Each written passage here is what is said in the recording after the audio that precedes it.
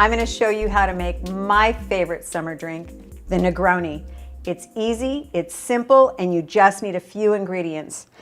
You need a 1 ounce jigger, some good dry gin, Campari, and some Cinzano, okay? And an iced shaker. Very simple, 1 ounce of each.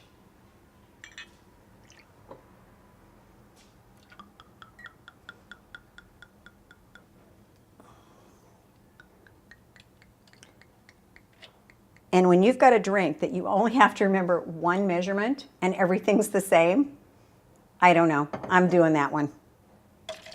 All into an iced shaker. And now I'm going to pretend I'm a really famous bartender. I love when it gets frosty like that.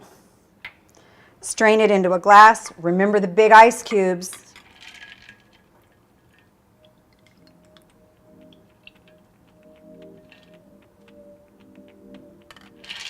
That beautiful orange color. Garnish with an orange twist.